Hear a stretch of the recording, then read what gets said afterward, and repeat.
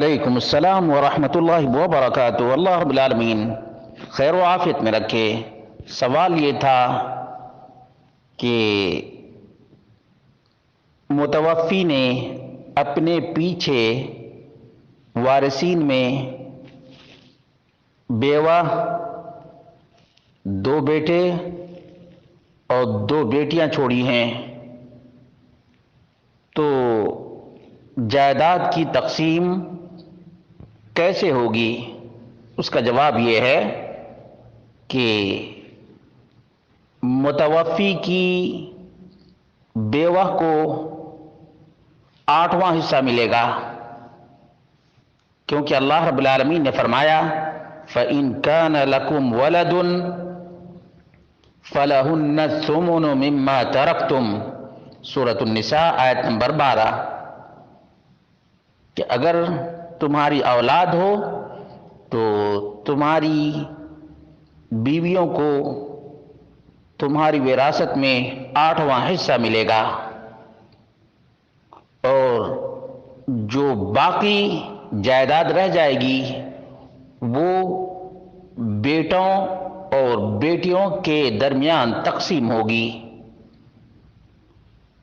ایسے ہی جیسے اللہ رب العالمین نے فرمایا یوصیکم اللہ فی اولادکم للذکر مثل حظ الانثیین۔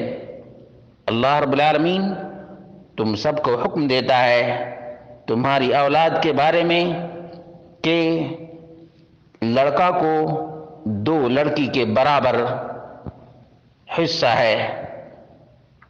معلوم یہ ہوا کہ ایک بیوہ متوفی کی ہے، اسے 8واں حصہ ملے گا، اس کے بعد جو 7 حصے رہ جائیں گے ان 7 حصوں کو 6 جگہوں پہ تقسیم کریں گے۔ کتنی جگہوں پہ؟ 6 جگہوں پہ۔ 2 حصے دونوں بیٹوں کو مل جائیں گے، 4 حصے دونوں بیٹوں کو دینے کے بعد باقی رہیں گے 2 حصے، تو یہ دونوں حصے دونوں بیٹیوں کو ایک حصہ کر کے دے دیا جائے گا، اور یہ تقسیم بالکل ہی آسان ہے۔ اللہ تبارک و تعالیٰ سے دعا کرتے ہیں اللہ رب العالمین وراثت کے مسائل کو جاننے کی توفیق عطا فرمائے اور حقدار کو وراثت میں جو حق ہے وہ دینے کی توفیق عطا فرمائے، کیونکہ اللہ رب العالمین نے وراثت کے مسائل کو حدود اللہ قرار دیا ہے، اور جو اللہ اور اس کے رسول کے حکم کے مطابق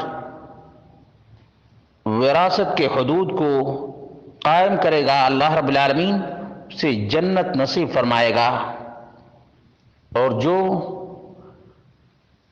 وراثت کے سلسلے میں اللہ اور اس کے رسول کی نافرمانی کرے گا اس کے لیے رسوا کن عذاب بھی ہے اور